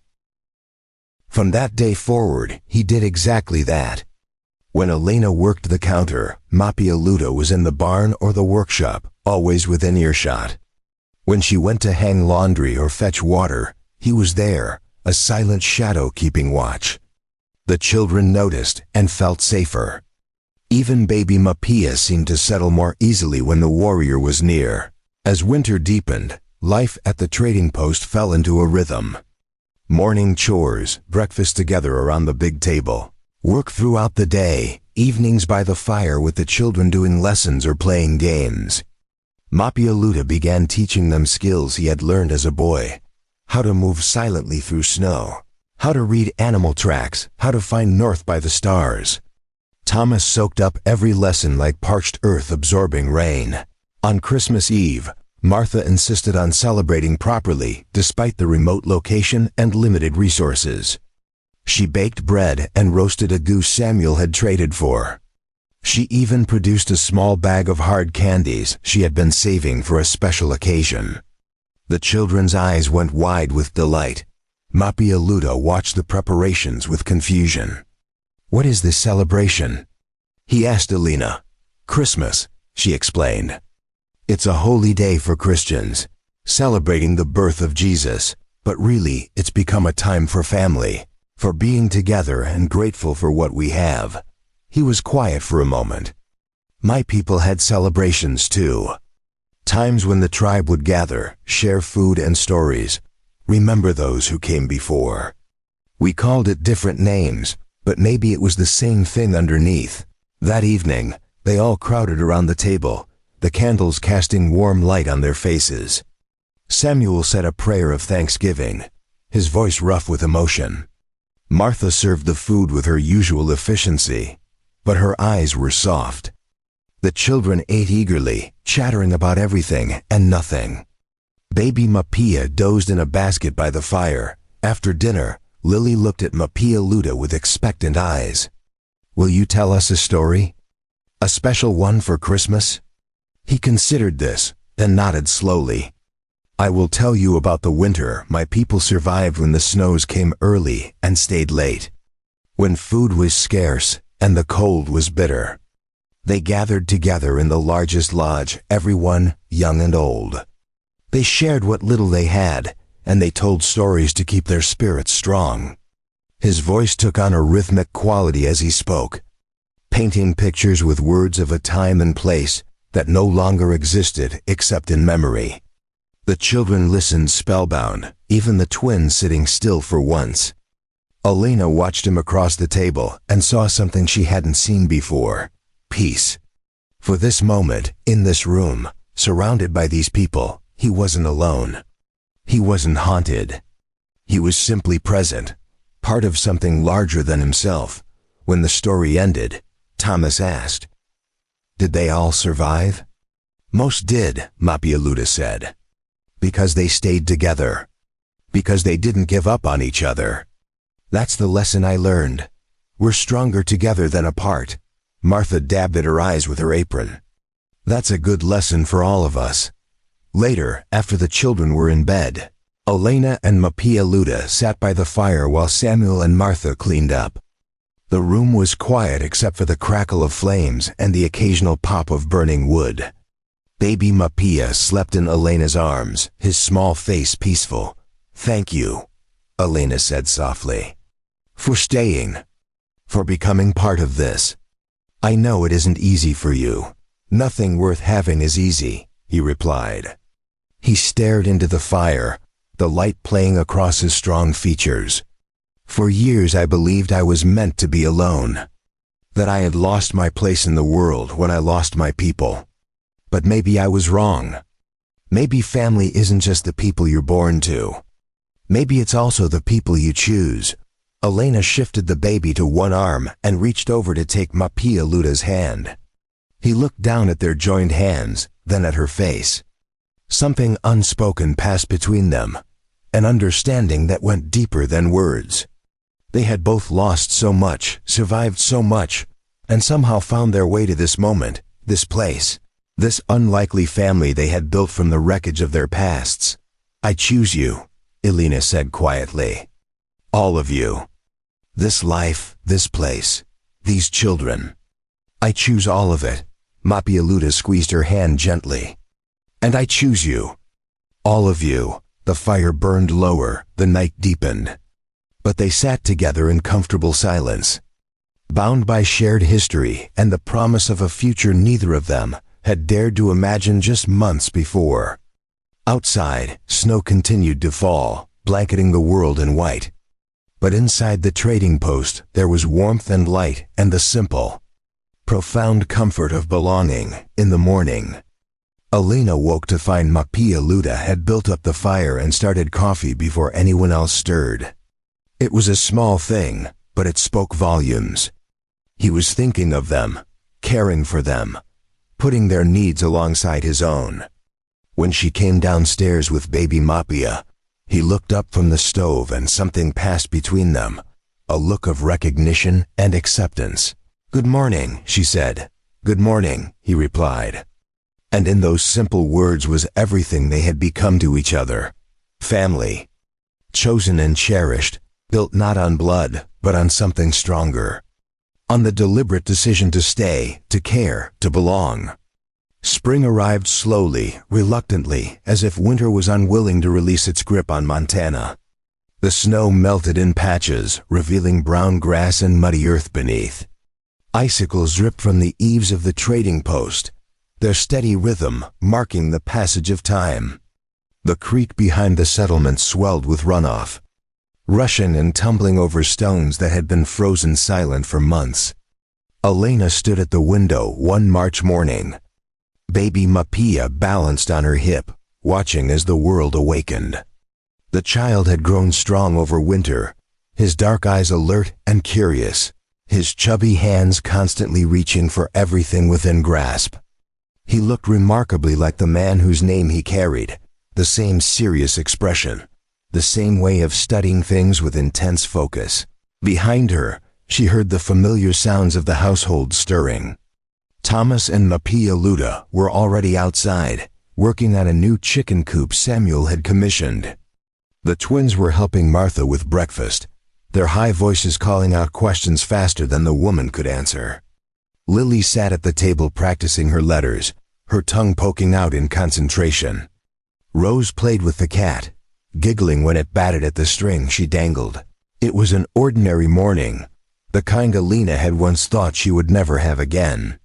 When she thought back to that day on the trail, collapsing in the dust with the rope cutting into her shoulders, death seeming inevitable, she could hardly believe this was the same life. That desperate woman and this content one felt like two different people entirely. The sound of hoofbeats interrupted her thoughts. She turned to see a wagon approaching, driven by a man she didn't recognize. He pulled up in front of the store and climbed down stiffly, his clothes suggesting he had traveled far. Elena handed baby Mapia to Martha and went out to greet him. "Good morning," she called. "Welcome to Hendrick's Trading Post. What can we help you with?" The man removed his hat, revealing gray hair and a weathered face lined with years of hard living. "Morning, ma'am. Name's Caleb Brennan. I'm looking for someone, a woman traveling with several children. Last I heard, she might have passed through here last fall." Elena's heart skipped. "I'm Elena Morrison. Who's asking after me?" The man's face brightened. "Morrison?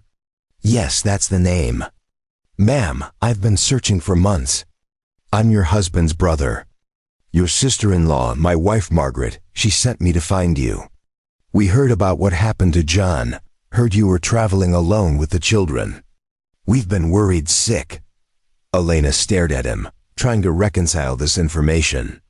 John had mentioned a brother out west, but they had lost contact years ago. "You're John's brother?" "I am," Caleb said. "Haven't seen him in near 15 years. Not since we had a falling out over some foolishness that doesn't matter anymore. When Margaret heard through her cousin what happened, she insisted I find you, bring you and the children back to our place in Oregon. We've got a farm, plenty of room. You'd be with family. The word hung in the air like a question. Elena looked back at the trading post, at Mapia Luda, who had emerged from behind the barn, his eyes watchful. At Thomas standing beside him, holding a hammer. At the open door where Martha stood with baby Mapia. At the life they had built here through winter, the bonds they had forged. "That's very kind of you," Elena said carefully. "But we're settled here now. I have work, the children are doing well. We're happy." Caleb's face fell. "But ma'am, we're blood. Family takes care of family. John would have wanted his children with his kin, not among strangers." "These aren't strangers," Elena said firmly. "And not all the children are John's. Some I found on the trail, orphaned. I've taken them as my own. All the more reason to come with me," Caleb pressed. "Margaret and we can help you with them. You shouldn't be raising children alone, especially not other people's children. It's too much burden for one woman." Mapia Luda had moved closer, his presence solid and steady at Elena's shoulder. Caleb noticed him for the first time, and his expression shifted, becoming wary.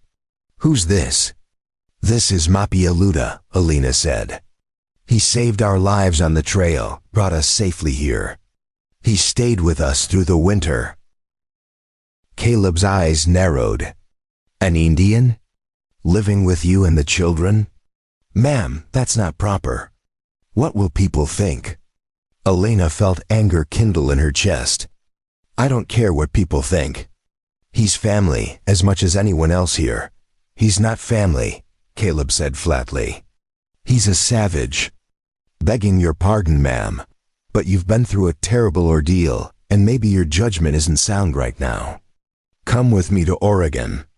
Get away from this rough frontier life. Give those children a proper home." Thomas had heard enough.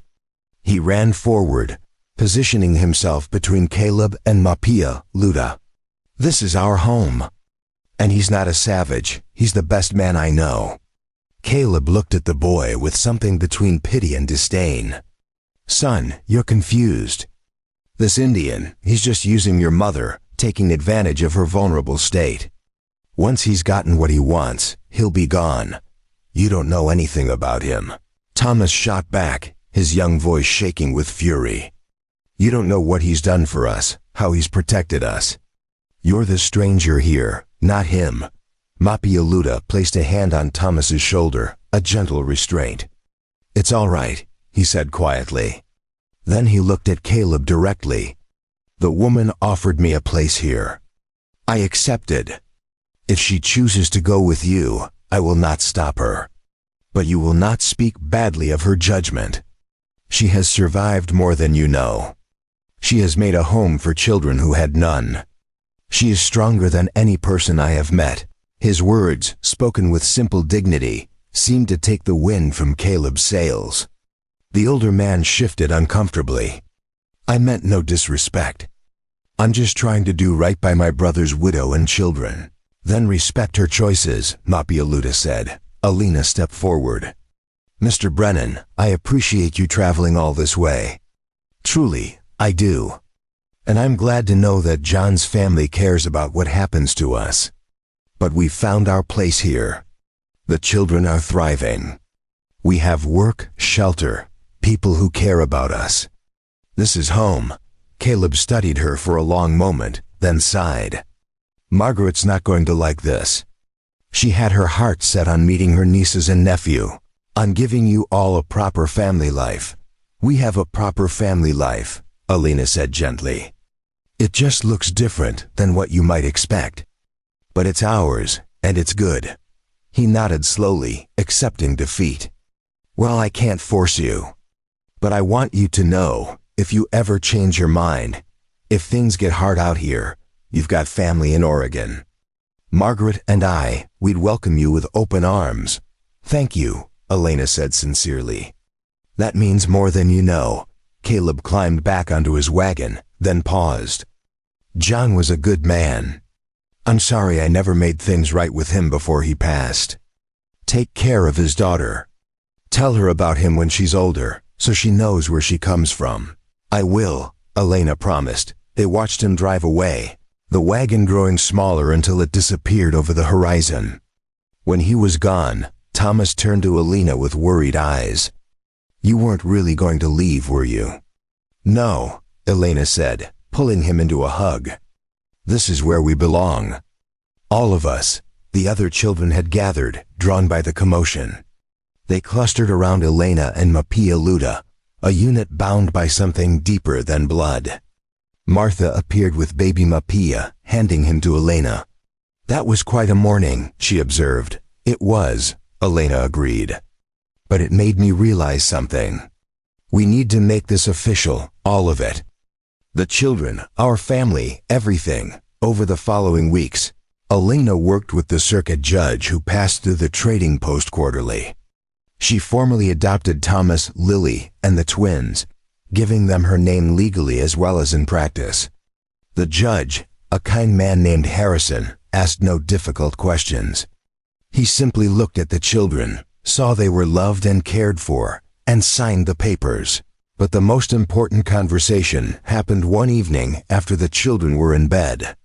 Elena found Mapia Luda outside, standing beneath the stars as he so often did. She approached quietly, baby Mapia sleeping against her shoulder. "I've been thinking," she said. "About us, about what we are to each other." He turned to her, his expression guarded. "What have you been thinking?"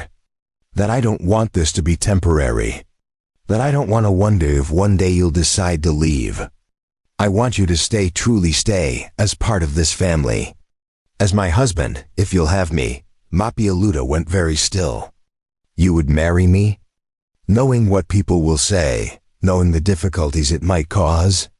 "I would marry you because of who you are, not despite it," Elena said. "You're honest and kind and brave. You've cared for my children as if they were your own. You've built a life here with us. That matters more than what anyone else thinks." He stepped closer, his hand coming up to cup her cheek. "I am not an easy man. I have seen and done things that haunt me. I have ghosts that walk beside me. We all have ghosts," Elena said. "But we don't have to face them alone. I would be proud to call you my wife," he said quietly. "And these children, all of them, I claim them as my own. They are my family, my clan, my reason for being." They married in April. A simple ceremony performed by Judge Harrison with Martha and Samuel as witnesses. The children stood in a semicircle around them, grinning with delight. Elena wore a simple blue dress Martha had helped her sew. Mapia Luda wore his finest buckskin shirt, decorated with intricate beadwork his mother had made years ago, one of the few possessions he still carried from his old life. When Harrison pronounced them married, the children cheered. Thomas shook Mapia Luda's hand solemnly, man to man. Lily threw her arms around both of them at once. The twins danced in circles, too excited to stand still. Baby Mapia, held by Martha during the ceremony, gurgled happily as if he understood this was an important moment. That night, as they lay together in the room that was now truly theirs, Elena traced the lines of Mapia Luda's face in the darkness. "Do you have any regrets?"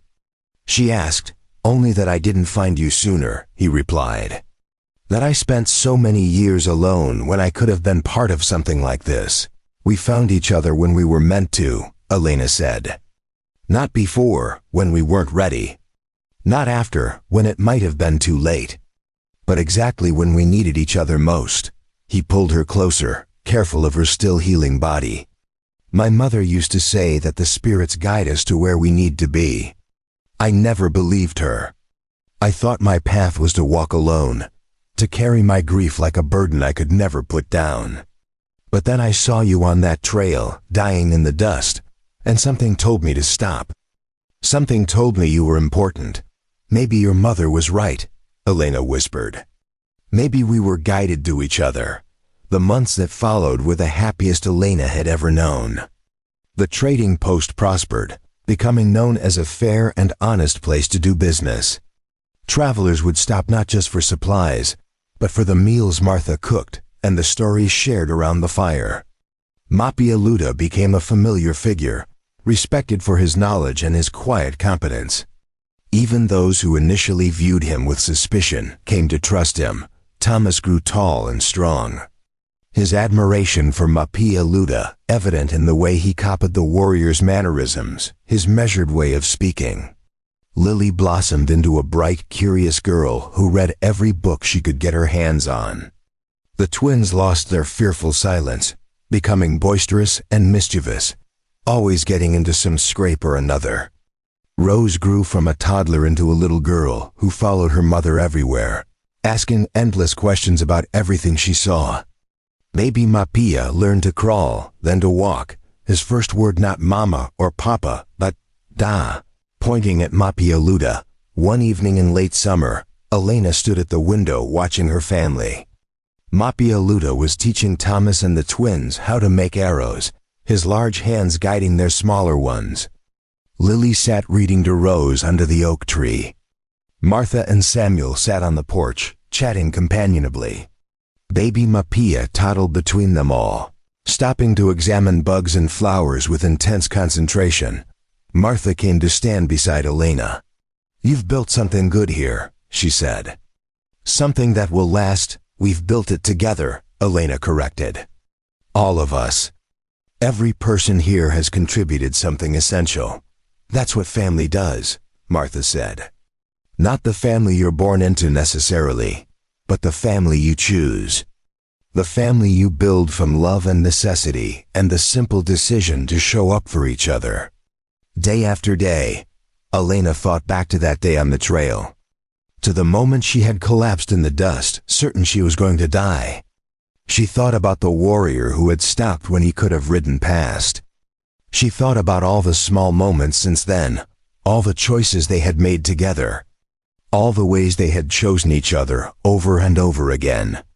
That night, after the children were asleep, Elena and Mapia Luda sat outside under the stars. The summer air was warm and sweet, full of the scent of growing things. He held her hand, his thumb tracing circles on her palm. They didn't need to speak. After everything they had been through, after all the words said and unsaid, they had reached a place beyond language where simple presence was enough. "Do you remember that first day?" Elena asked finally. "When you found us?" "I remember thinking you were the stubbornest woman I had ever seen," he said with the hint of a smile. "Dragging that wagon, refusing to quit even when your body was giving out." "I remember thinking you were going to ride past us," Elena said. "That we would just be another tragedy on the trail." "I almost did," he admitted. "For a moment, I almost kept going. My head told me it wasn't my problem, that I had my own path to follow. But then I looked at you, really looked, and I saw my mother. I saw every person I had failed to save. And I knew I couldn't ride past. I'm glad you didn't," Elena said softly. "So am I," he replied.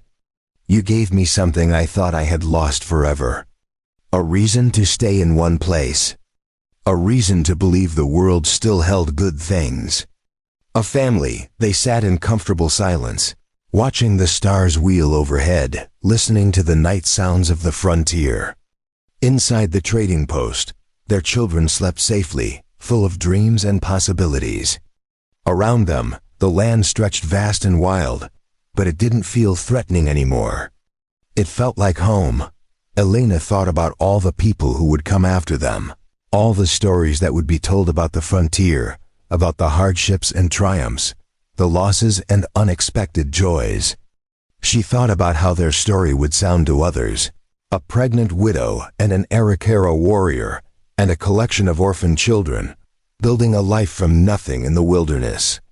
It sounded improbable, even impossible, but here they were, proof that impossible things could become real through courage and kindness, and the stubborn refusal to give up. They had survived when survival seemed unlikely. They had found love when love seemed impossible. They had built a family from the scattered pieces of broken lives.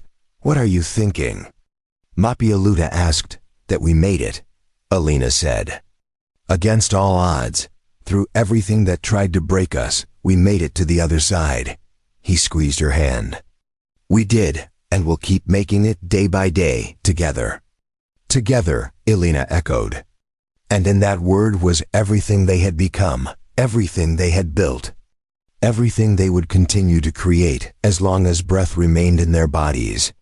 The stars shone down on them, silent witnesses to their story, to all the stories of survival and love and chosen family that had unfolded on this land since time began.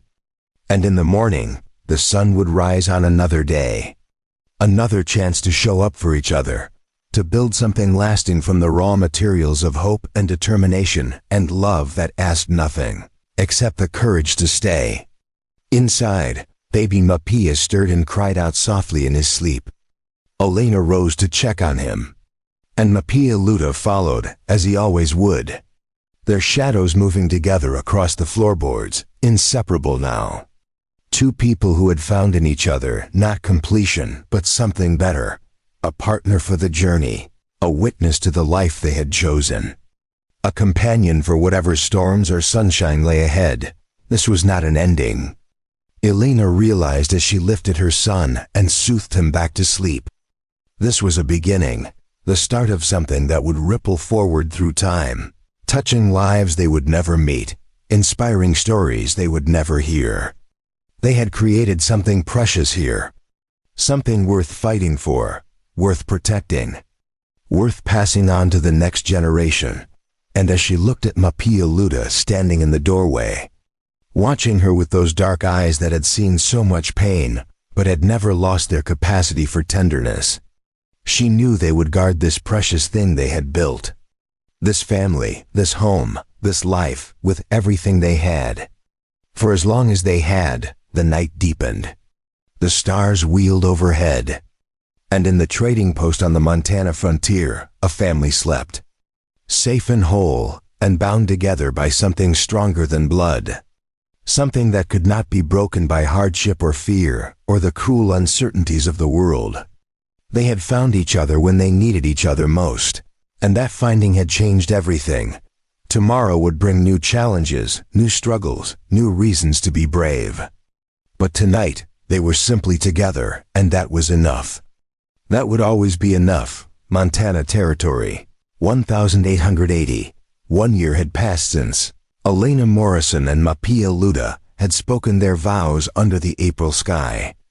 The trading post had grown, expanded by a new addition Samuel and Mapia Luda had built together during the summer months.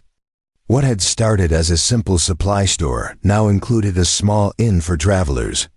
3 rooms with clean beds and warm blankets that were almost always occupied.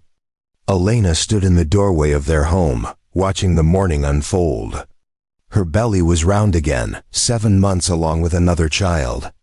This one had been planned, wanted, a deliberate choice rather than a consequence of circumstance. Mapia Luda had been cautious at first, worried about her health, about adding more responsibility to their already full lives. But Elena had insisted. She wanted to give him a child of their union, a symbol of everything they had built together. In the yard, Thomas was splitting wood with practiced efficiency. At 12 now, he had shot up tall, his shoulders broadening with the work he did alongside. Mapia Luda, he moved with the same deliberate grace as the warrior who had become his father in every way that mattered. Lily sat on the porch steps with a book, but her eyes kept drifting to the trail where the mail rider was due.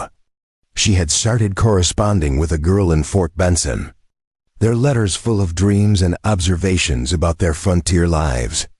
The twins, now 7, were helping Martha in the garden, supposedly weeding but more likely playing in the dirt.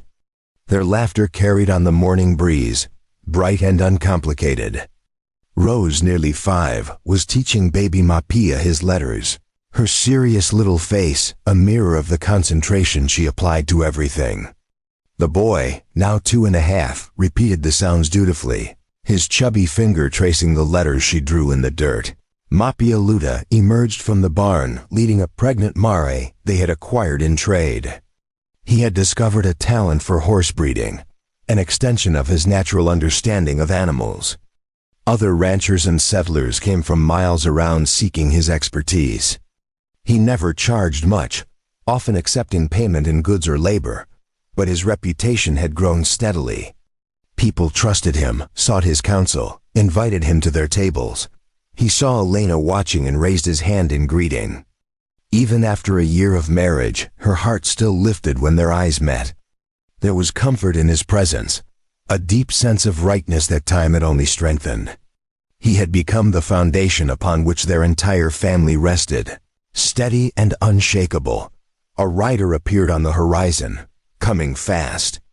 Mapialuta's posture changed slightly, alert but not alarmed. Thomas set down his axe and moved closer to the house, a protective instinct he had learned from watching his father. But as the rider drew near, they recognized him, a rancher named Collins who lived 10 miles east. Collins pulled up, his horse lathered with sweat. "Mapia, thank God you're here." "My wife, she's having the baby, but something's wrong. The midwife is 3 days away helping another family. I don't know what to do." Mapialuta didn't hesitate. "Elena," he called. "Gather supplies. Bandages, clean cloth, the herbs Martha uses." Elena moved immediately, her hands already reaching for the medical kit they kept stocked. Martha appeared, having heard the commotion, and began pulling items from the shelves. Within minutes, they had assembled everything that might be needed. "I'm coming with you," Elena said. Mapialuta started to protest, seeing her pregnant belly, but she cut him off. "I've delivered a baby. I know what to look for. What might be wrong?" "You'll need help." He recognized the determination in her eyes, the same stubborn strength that had kept her alive on the trail. "Thomas, you're in charge," he said. "Martha and Samuel are here if you need them." Thomas nodded, standing straighter under the weight of responsibility. "Yes, sir." "Be careful," they rode out together. Elena seated in front of Mapialuta on his mare, his arms around her, keeping her steady. The journey took 30 minutes at hard pace. When they arrived at the Collins homestead, they found the woman in labor, her face pale and slicked with sweat, her breathing labored. The baby was breech. Elena talked her through it while Mapialuta assisted, his large hands surprisingly gentle as he helped turn the infant. It took hours, exhausting work filled with moments of fear when they thought they might lose mother or both. But Elena's calm instructions and Mapialuta's steady presence made the difference. When the baby finally emerged, crying lustily, Collins broke down sobbing with relief. "You saved them," he said, gripping Mapialuta's hand. "Both of them. I'll never forget this." They rode home as the sun set, painting the sky in shades of gold and purple. Elena leaned back against Mapialuta's chest, exhausted but satisfied. "We make a good team," she said. "We always have," he replied. When they reached the trading post, the children rushed out to greet them. Thomas helped Elena down while the others clustered around, asking questions, wanting to know everything. Mapialuta looked at them all, at this family they had created from nothing, and felt something he had never thought to feel again: complete peace. That night, after the children were asleep and the world had quieted, Elena and Mapialuta sat together on the porch. Her hand rested on her belly where their child moved and kicked. His hand covered hers, feeling the life they had made together. "Do you ever think about that day on the trail?" she asked. "About how different everything could have been." "Sometimes," he admitted. "But then I look at what we have now and I understand.